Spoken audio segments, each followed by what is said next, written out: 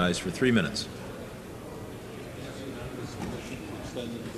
Without objection. Without objection. Mr. Speaker, I rise in opposition to this bill. It's a curious bill.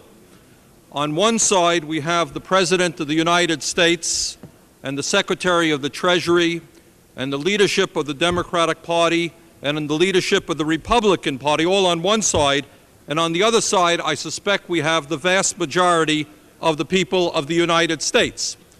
The issue, as others have already said, is not whether, in fact, we should raise a significant amount of money, a sufficient amount of money, to make sure that the deposits are covered. That is not the issue. We are all in agreement on that issue. The issue is, do we simply raise $30 billion without having any understanding of where that $30 billion is going to come from? Do we simply raise $30 billion and dump it into the deficit, which over a period of 30 years will become well over $100 billion? Or do we have the courage now to say, if we need $30 billion, let's sit down and debate how we're going to raise that $30 billion? Which sector of our society is going to pay that $30 billion? Now, if you simply dump the $30 billion into the deficit, let me tell you exactly where that money is going to come from. In a few months, the President is going to come up to us and he's going to say, boy, do we have a large deficit. It's closing in on $400 billion. We have to deal with that problem, and let's see how we can deal with it.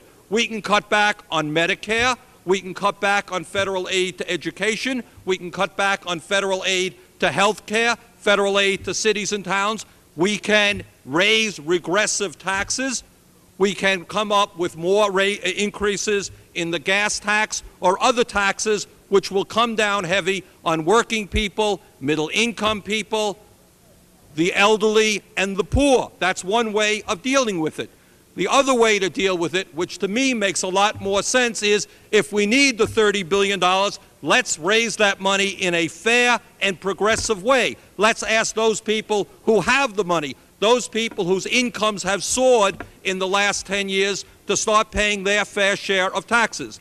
In opposition to this present proposal, I would suggest the following: that if we had a 15% marginal surtax on couples earning over $100,000 adjusted gross income, we could raise $15 billion. If we had a 15% surtax on corporate incomes, we could raise $15 billion. 15 plus 15 is $30 billion. I think that that's a fairer way to raise the $30 billion we need, that have working people, middle-income people, poor people, the elderly people have to pay for this bailout. So the issue is not whether or not we need the money. I will agree that we need the money. The issue is who's going to pay for it. This bill does not address that. I will not vote for it, and I thank you. The time of the gentleman has expired. Gentleman from Ohio.